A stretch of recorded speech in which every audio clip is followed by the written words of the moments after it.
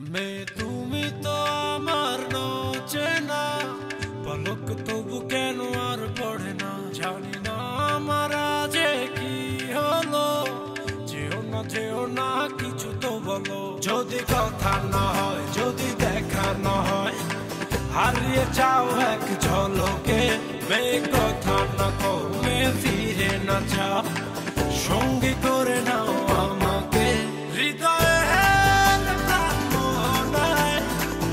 এসে যাবো আজ যোজনায় চলো না মেঘের সীমানায় সাজিয়ে দেব যোজনায় হৃদয়ে একটি মিষ্টি হাসি ঠিক যেন কেকের উপর আইসিং সুগার। আমি আজকের অনুষ্ঠানে যাকে আমন্ত্রণ জানিয়েছি মিষ্টি মুখ, অনেক গুণের অধিকারী, খুব ভালো একজন মা, তার সাথে রয়েছে তার অনেক কিছু। আমরা বরঞ্চ কথোপকথনে এই জিনিসগুলো বের করে নিয়ে আসব। আমরা আজকের অনুষ্ঠানে আমন্ত্রণ জানিয়েছি করবী মিজানকে। আপনারা তাকে দেখেছেন অনেক অনুষ্ঠানে এবং আমাদের চ্যানেলের পরিবারের সদস্য। আমরা একসাথে কাজ করেছি বহুদিন। আজকের অনুষ্ঠানে আমার গেস্ট। আমরা অনুষ্ঠান সাধারণত শুরু করি ছোট্টবেলা দিয়ে, আমাদের এই রূপান্তর। তো ছোটবেলায় শৈশবের এমন কিছু স্মৃতি থাকে মানুষের যেগুলো মনের মধ্যে গেঁথে থাকে। তোমার শৈশবটা কেমন ছিল? আমরা 3 ভাই বোন, মানে আমার বড় একটা ভাই, ছোট একটা ভাই, আমি এক মেয়ে। তো স্বাভাবিক আব্বু সাংঘাতিক আদর করতো এবং করে এখনো। এটা আমার মতো অবস্থা, আমার বড় একটা ভাই, ছোট একটা। আর ছোটবেলা ভাইদের সাথে খুব স্ট্রাগলিং ছিল, লাইক ওদের সাথে মারপিট এগুলি। আর আমার আশেপাশেও কোনো কাজিন মেয়ে ছিল না যে মেয়েদেরকে দেখে বড় হব কিংবা কিছু। তো I gave my mother really a hard time. এখন আমি রিয়েলাইজ করি যে আমি কতখানি, এবং থ্যাংক গড যে আমার বাচ্চারা আমাকে এক ফোঁটা হার্ড টাইম দেয় নাই। And they are so nice, I mean too nice. আমার একটাই দুঃখ যে আমার মা সবসময় বলতো যে দাঁড়া, তোর যখন বাচ্চা হবে তখন বুঝবি। এখন আমার মায়ের এটাই দুঃখ যে আমি আর বুঝতেই পারলাম না যে বাচ্চাদের হার্ড টাইম কি। মিস করো শৈশবটাকে? মনে হয় যে আমি টাইম মেশিন দিয়ে চলে যাই। না, ছোটবেলায় আমি একটা কথা এখানে বলি, আমি এটা আমার ফেসবুকে বলি, সব জায়গায় বলি, আমার ম্যাগাজিনে আমি বলি যে I live for the moment. মানে আমি সত্যি কখনো রিগ্রেট করি না, কারণ রিগ্রেট করে আমি জানি যে আমি কখনো এটা চেঞ্জ করতে পারবো না। শৈশবটাকে ইজ প্রেশাস, কিন্তু আই ডোন্ট মিস মাই শৈশব। এবং আমি ওইটা মিস করতে গিয়ে এখন যে আমি পার হচ্ছি এই যে টাইমটা, এটাকে আমি স্পয়েল করতে চাই না, আমি মন খারাপ করতে চাই না। আমি মন খারাপ, তোমার তো সময়ও নেই, মানে এত ব্যস্ত শৈশব, আর কখন তুমি যাবে? তোমার তো সময়ও নেই, মিস করার সময় নেই। সেটাও না Poonam, it's all about managing your life, managing your time. অনেক কাজ করছো একসাথে। কাজ করতে তুমি যেরকম, তোমারটাই আমি যদি উদাহরণ ধরি, যে তুমি কাজ করতে পছন্দ করো দেখেই কিন্তু তুমি কাজ করছো, এবং তুমি এই যুগের নারী বলতে যা বোঝায়, হ্যাঁ তুমি ডেফিনেটলি তুমি টোটালি এটা ফিট করো। তো আমার মনে হয় যে আজকালকার মেয়েরা বয়স যেটাই হোক, 20 বছর হোক কিংবা আমাদের মতো এই যে আসুক, it's all about priority, it's all about time management, it's all about what you want out of your life. তুমি তো একটা পত্রিকার সাথে জড়িত, স্টাইল ওয়াচ, হ্যাঁ এডিটর, ওখানে কাজ করতে। তোমার পাতাগুলো আমি পড়ি। শোনো, আমি তোমার ফ্যান। তো আমি তো প্রথমে তোমাকে কতগুলো বিশেষণে ভূষিত করলাম, এটা কারণ আছে। ওই পাতাগুলো আমি পড়ি, সম্পাদকীয়টা।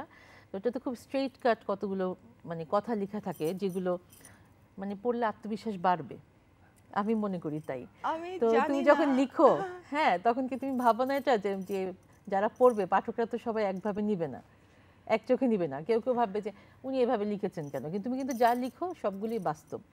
এখন একটা কথা বলি যে অপর্ণা সেন উনি একজন অ্যাক্টর, ডিরেক্টর, সমাজসেবী কিংবা যেটা আমরা বলি সোশ্যাল অ্যাক্টিভিস্ট, এবং শি ইজ অ্যান এডিটর। তো সে যেগুলি লেখে তার এডিটরের সব কি সবার পছন্দ না? আমি কিন্তু সবাইকে প্লিজ করে চলতে পারবো না, এবং এটা যদি আমি মনে করি যে না আমার সবাইকে, আমি কাউকে কষ্ট দিতে পারবো না, মানে দেব না, আমার সবাইকে খুশি করে চলতে হবে, তাহলে ওইটা কোনো লাইফ হবে না। I have to be a vegetable. আমি যেটা বিশ্বাস করি সেটাই তো আমি লিখবো, সেটাই তো আমি মানে প্রতিফলিত যেটাকে বলে, যে সেটাই তো রিফ্লেকশন হবে আমার কাজে কর্মে। এখন বিশ্বাসটা হ্যাঁ এটা ঠিক করতে হবে যে বিশ্বাসটা যেন রাইট ওয়েতে থাকে, যেন রং ওয়েতে যেন না থাকে। যে কিছু জিনিস আছে যেগুলির সাথে আমরা কখনো ফ্রেন্ডশিপ করতে পারি না কিংবা হাত মেলাতে পারি না। আমাদের লাইফে কিছু ব্যাপার আছে যেরকম ড্রাগস, যেরকম আরও কিছু সাবজেক্ট আছে যেগুলির মধ্যে আমরা কখনো ওগুলি আমার জন্য না। কিন্তু অ্যাপার্ট ফ্রম দোজ আমি যেগুলি বিশ্বাস করি এবং যেটা মনে করি যে না এটা ঠিক, সেগুলি তো আমি আমার বিশ্বাসটাই তো আমার ম্যাগাজিনে প্রতিফলন ঘটবে এবং এটাই নিয়ম। ম্যাগাজিনটা খুবই সুন্দর। Thank you so much. আমি পড়ি রেগুলার, ইভেন আমি পার্লারে গেলে, আমি তোমাকে বলেছি যে পার্লারে গেলে কিছু কিছু জিনিস আমি দেখি তো পার্লার থেকে তো ম্যাগাজিন আনা যায় না, তখন আমি আইপ্যাডে ছবি তুলে নিয়ে আসি। মাই গড, যদি মানে হাফ অফ দ্য পিপল যদি তোমার মতো হইতো তাহলে তো অনেক ভালো হতো। একটা জিনিস আপা, তুমি তো অনেক দেশ ঘুরো তোমার কাজের সুবাদে, তো তোমার ড্রিম ভ্যাকেশন দেশ কোনটা, মানে ড্রিম ভ্যাকেশন কান্ট্রি যেটা তোমার খুব ভালো লাগে? সব সময় চেঞ্জ হচ্ছে। যেরকম অনেক আগে ছিল প্যারিস, যে মনে হতো যে প্যারিস দেখতে পারলে জীবনের সব স্বপ্ন ঠিক হয়ে যাবে, কিন্তু অ্যাকচুয়ালি এটা প্রতিনিয়ত চেঞ্জ হয়। এখন মনে হয় যে বাইরে গেলে আই লাভ পিপল অ্যাকচুয়ালি। আমি বাইরে যে কোনো দেশে গেলে আমার ওই দেশের মানুষগুলারে আমার খুব ভালো লাগে জানো, ওয়াচ করতে। আই ডোন্ট নো, মানে এটা আগে ছিল না, এখন যেরকম মনে হয় যে এদের লাইফ কিরকম ডিফারেন্ট টাইপ। হ্যাঁ, মানে এখন জায়গা থেকে অ্যাম্বিয়েন্স, এনভায়রনমেন্ট, তারপরে কি করছি সেগুলো প্র্যাকটিক্যাল। তুমি তোমার বাচ্চারা তো বাইরে থাকে, তো সেজন্য তুমি তো ওদের সাথে তোমার দেখা হয়, ওদেরকে দেখতে যাও, ওরা তো আসে দেশে নিশ্চয়ই। আমার দুটো মেয়ে, ওরা আমেরিকায় পড়ছে। আমি আমেরিকায় যাই না, কারণ আমেরিকায় যাইতে আসতে 14 ঘন্টা 15 ঘন্টা 20 ঘন্টা আর এত পয়সা খরচ হয় ফর নো রিজন। তো ওরা আসে কারণ ওদেরও একটা ব্রেক দরকার। তো ওরাই হয়। হ্যাঁ, ওখানে যায়, দেশে আসে। এই যে সামার ভ্যাকেশন এখন। You are a very good mother, আমি জানি। জানি না, আমার মনে হয় যে মা, প্রত্যেকটা মাই ভালো, প্রত্যেকটা মাই নাইস। সেটাই, মাদার হচ্ছে আমাদের শরীরের একটা অংশ তো বাচ্চারা, so everybody has to be good. I think সবাই ভালো। সন্তানের সাথে একদম নারীর একটা সম্পর্ক থাকে মায়ের সাথে। তো তোমার বাচ্চারা কে কি করছে বলো? আমার বড় ছেলে অডিও ইঞ্জিনিয়ারিং, ও এখনই কাজে ঢুকে যাবে এই বছরই। ও কোথা থাকে? ও ব্যাংককে পড়াশোনা করছে, school of audio engineering.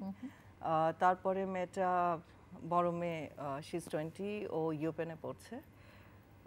Probably ল নিয়ে পড়বে সামনে, আমি জানি না, এখন তো কিছু বলা যায় না বাচ্চাদেরকে। আর ছোটটা স্কুলে পড়ে, গ্রেড 11, মানে আমাদের দেশের হিসাবে যে ও লেভেল পাস করবে। ওখানেই থাকে আমেরিকাতে? ওরা ওখানে থাকে। ওখানেই থাকে, আচ্ছা। তোমার বিয়ের প্রথম প্রপোজাল কি ছিল? ও, আমি বিয়ে করার প্রপোজাল পাই নাই, সরি, আমি তার আগে আমি বিয়ে করছি। এটা হতে পারে আপা, তুমি এত সুন্দর। হ্যাঁ, because I got married when I was only 19. এখন আমি চিন্তা করি যে মাই ডটার ইজ 20 এবং ও বিয়ে করতে চাইলে মানে আমি হার্ট ফেল করব যে না, দিব না। এখন আমি বুঝি যে আব্বু আম্মা মানে কিসের মধ্যে দিয়ে আছে, যে আই ওয়াজ অনলি 19, মানে কলেজ পাশ করে ইউনিভার্সিটিতে পড়ছি, আর বিয়ে প্রপোজাল পাওয়ার আগে I was like a Tom boy. So মানে বিয়ে করবো এগুলি কেউ চিন্তাও করে নাই, তো তার আগেই দৌড়ায় লাফায় বিয়ে করে ফেললাম। সমালোচনাকে কোন চোখে দেখো, কারণ তুমি নিজে একজন সাংবাদিক। আমি এত এটার ভিতর দিয়ে যাই, এখন কোন এককালে আমাকে খুব হার্ট করতো যখন স্পেশালি বাইরের লোকেরা কি বলে সেগুলি আমি কখনোই বদল ছিলাম না, এখনো না, বাট যখন ফ্রেন্ডসরা, খুব কাছের ফ্রেন্ডসরা, যে তখন খুব হার্ট করতো, কিন্তু এখন সেটাও করে না। এখন লাইক ওকে, ওর ওপিনিয়ন মানুষের থাকতেই পারে, ও ওরটা বলছে, ফাইন। আমার কথা হলো যে এটা একদম টোটালি ইগনোর করা খুব কষ্ট, বাট এটা সম্ভব হয়। জাস্ট ইগনোর ইট, মানে এগুলি নিয়ে জীবন চলতে পারে না, সেটাই অ্যাচিভমেন্ট। তোমার এই পর্যন্ত একেবারে প্রথম থেকে যে শুরু হলো কাজের ধারাটা, অ্যাচিভমেন্টের লিস্টটা অনেক লম্বা। না, এখানে তুমি বলো তোমার কাজগুলো বলো। আমি অ্যাচিভমেন্ট অ্যাকচুয়ালি আমাকে জিজ্ঞেস করলে আমি বলবো জিরো, টোটালি। একমাত্র আমি মা, 3টা বাচ্চা আমার আছে, এটাই আমার কাছে অ্যাচিভমেন্ট মনে হয়। এটা সবচেয়ে বড় অ্যাচিভমেন্ট। আর বাকিগুলি technically, if I talk about my career, if I talk about other things, আমি প্রত্যেকবারই যে বিয়ের কারণে কিংবা সংসার করতে গিয়ে আমি 10 বছর 20 বছর করে আমি পিছাই গেছি। এবং আমি এখন রিয়েলাইজ করি যে বিয়ে একটা জিনিস, সংসার একটা জিনিস, হাজব্যান্ড একটা জিনিস, এবং ক্যারিয়ার মেয়েদের আরেকটা জিনিস। ক্যারিয়ার কিংবা কাজ, এর সাথেই বিয়ে করা উচিত, কারণ এরা কোনোদিনও তোমাকে ছেড়ে যাবে না, এরা Betray কখনো করবে না। ডিচ করবে না, কখনো বিট্রে করে না, এবং বিপদের দিনে তোমার ক্যারিয়ার থাকবে। এবং কাজটাই কিন্তু সবচেয়ে বেস্ট ফ্রেন্ডের কাজ করে। কিন্তু হাজব্যান্ড বলো, বাকি সব বলো, সমস্ত সম্পর্ক কিন্তু ছেড়ে যায়, হয় ছেড়ে যায় না হয় দূরে চলে যায়, কিন্তু এই দুইটা যায় না। কিন্তু থেকে আমরা যায়, কিন্তু হ্যাঁ। সবচেয়ে বেশি আমরা নিজেরা বিট্রে করি আমাদের কাজ নিয়ে, ক্যারিয়ার নিয়ে, যে আচ্ছা ঠিক আছে সংসার হচ্ছে, হাজব্যান্ড মাইন্ড করবে, গেলাম না কাজে, গেলাম না, আচ্ছা ঠিক আছে কাজ করব না। আমি অনেক মেয়েকে দেখি যে এরা এত মানে ইয়াং জেনারেশন, এত প্রায়োরিটি ওদের ক্লিয়ার ওদের মাইন্ডে, যে না আমি এই কাজটা করব, হ্যাঁ সাথে হাজব্যান্ড আছে কিংবা ইয়ে আছে, বাট আমি কম্প্রোমাইজ করব না আমার ক্যারিয়ারের সাথে। কিন্তু আপা অনেক ক্ষেত্রে কিন্তু অনেক মানে সাপোর্টও পাওয়া যায়, অনেক সময় দেখা যায় অনেক হাজবেন্ড এত সাপোর্ট করে ওয়াইফকে। ওইটা বোধহয় ড্রিম, ওই হাজবেন্ডগুলি Rare case. কোথায় আছে I don't know, Rare case। ওগুলি আচ্ছা আচ্ছা, আমরা এই প্রসঙ্গ থেকে সরে যাই। আমি যেটা বলতে চাচ্ছিলাম তোমার কাজের ধারাটা, সেটা হচ্ছে বাংলাদেশের খুব নামকরা বিজ্ঞাপন সংস্থা ইন্টারস্পিড, এটা দিয়ে তো সেটা তোমার থেকে আমার শুরু। হ্যাঁ, আমি অ্যাকচুয়ালি আমি আগে কি করেছো টোটালি এটাই? নিউজ পেপার প্রিন্ট মিডিয়া ছিলাম, বিচিত্রায় আমি লেখালেখি শুরু করি এবং খুব কম বয়সে বিচিত্রার প্রোডাক্ট হয়েছিলাম। তখন সাদাত চৌধুরী ছিলেন এডিটর, আর কবি শামীম আজাদ, ওনার সাথে প্রথম আমার কাজ শুরু হয়। আচ্ছা। তো শামীম আপা ডেফিনেটলি তখন অনেক বড় পোস্টে ছিল, তো তখন বিচিত্রা ওয়াজ লাইক মানে আমাদের মডার্নিজম, তখন তো টিভি এরকম চ্যানেল ছিল না, ফেসবুক তো প্রশ্নে আসে না, মোবাইলই ছিল না, কিছুই ছিল না, তো হ্যাঁ। তখন বিচিত্রা আমাকে ধরা হতো যে হয় না আধুনিকতার একটা মাপকাঠি হিসেবে। তো ওখান থেকে আমার ক্যারিয়ার শুরু। তো তারপরে আমি অনেক নিউজ পেপারে কাজ করেছি, I became sub editor, assistant editor, খবরের কাগজ, সাপ্তাহিক খবরের কাগজ, দৈনিক আজকের কাগজ, অনেক জায়গায় কাজ করেছি। এডিটর নাইমুল ইসলাম খান, ওর সাথে আমার স্টাইল আছে উনি ডিপার্টমেন্টের, মনে হয়। হ্যাঁ পাবলিশার, আমার ডিপার্টমেন্টের সিনিয়র ভাই ছিল। তো আমার ডিপার্টমেন্টে যারা ছিল তারাই এখন কিন্তু মোস্টলি টিভি চ্যানেল আর নিউজ পেপারগুলি এডিটর, তারপরে সবাইকে চিফ রিপোর্টার এরা আছে, আমার ক্লাসমেটরা আছে, এবং খুব ভালো লাগে যে এরা এত সাকসেসফুল। তো তারপরে তখন আমি 98-এ আমি I switched my career from print media to ad media. তো তখনই ইন্টারস্পিডে জয়েন করি, এবং তখন আমার বস, আমার সেকেন্ড বস ছিল লাইফে যে এনায়েত করিম, উনি মারা গেছেন, কিন্তু উনি হাতে ধরে আমাকে কাজ শিখেছে, দুইজন মানুষ, সাদা চৌধুরী আর Enayet Karim, and I am eternally grateful to them. মানে আমি এরকম ভালো বস জীবনে পাবো না, এখন অবশ্য ওই টাইমও নাই, বাট একদম প্রতিটা জিনিস, লাইফ বলো, চাকরি বলো, প্রফেশন বলো, সব কিছু ফ্যাশন শো করেছো অনেক। ওটা আমার সাদা চৌধুরীর সাথে শুরু, তখন শামীম আপা ছিল আমাদের সাথে। আমরা কিন্তু প্রথম আমরা ফ্যাশন শো, তারপরে যে ফটো সুন্দরী, এগুলি সমস্ত স্টার্ট করি। তো তারপরে এখন তো ফ্যাশন শো লাইক ডাল ভাত রেগুলার হচ্ছে, আমার Regular ম্যাগাজিন হচ্ছে। থেকে হচ্ছে, we get sponsors, we do আরেকটা বিশাল জায়গা আছে তোমার, সেটা হচ্ছে উপস্থাপনা। হ্যাঁ, এটা হচ্ছে টিভিতে, এবং আমি এমন একজন উপস্থাপিকার পাশে বসে কথা বলছি কিন্তু যে আমার আমার প্রথম নিজেরই প্রাউড উপস্থাপনা হচ্ছে জানো শুরু যে কিন্তু চ্যানেল আই তুমি থেকে। এত পপুলার একজন উপস্থাপিকা। হ্যাঁ, তাই, চ্যানেল you আইতে think যে so? অনুষ্ঠানটা তুমি করতে, আলোকিত আলোকিত নারী, একদম 2000 লাইক 14 ইয়ার্স এটা কি তোমার প্রথম ছিল? এটা আমার প্রথম ছিল। হ্যাঁ, এটা খুব হ্যাঁ। জনপ্রিয় ছিল। হ্যাঁ, তখন সেই সময়, হ্যাঁ তো ডেফিনেটলি। জনপ্রিয়তার কারণটা কি ছিল? তোমার সাবলীল উপস্থাপনা। I don't know that, but পুরো প্রোগ্রামটাই খুব ভালো ছিল। তখন এত উপস্থাপনা কোনো চ্যানেলে ছিল না, এবং এত চ্যানেল ছিল না তখন, চ্যানেল আই ছিল, এটিএন বাংলা ছিল, এত প্রোগ্রামও ছিল না, কাজে যা করতাম লোকজন দেখতো, এবং তখন প্রোগ্রামগুলিতে আমরা অনেক টাইম দিতাম। এখন কি করছো? বর্তমানে I am really looking forward to take a retirement.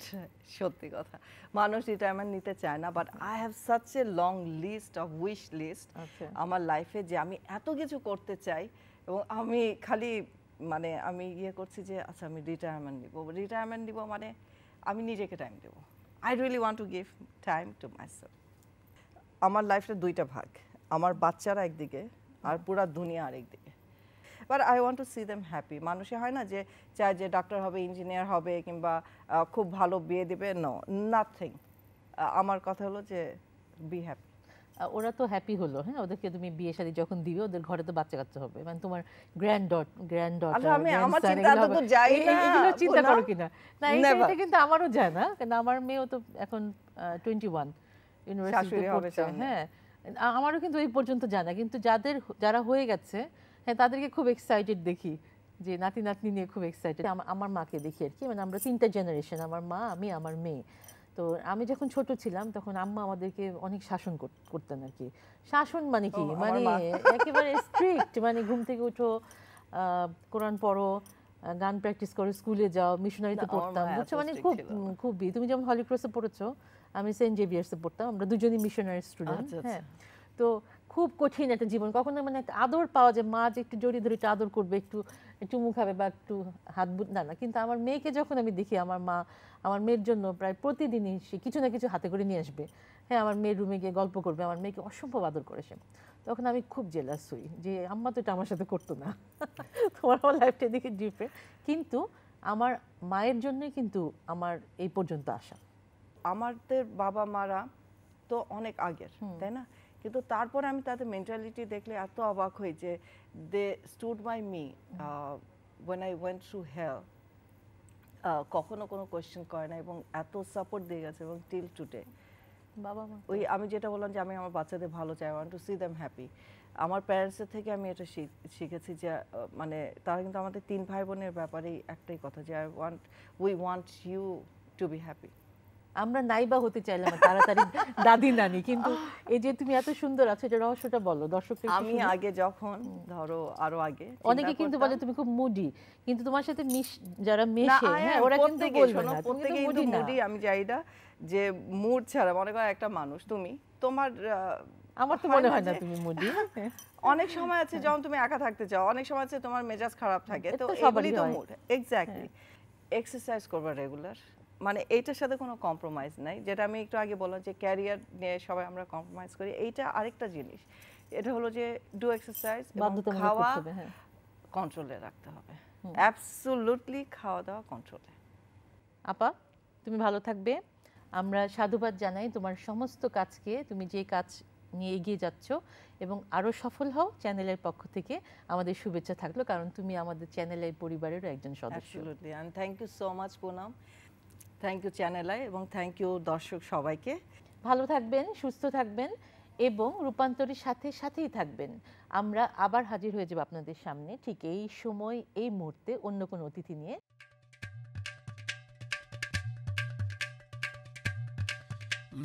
তুমি তো আমার চেনা, পলক তবু কেন আর পড়ে না, জানি না আমার যে কি হলো, যেও না কিছু তো বলো, যদি কথা না হয়, যদি দেখা না হয়, হারিয়ে যাও এক ঝলকে।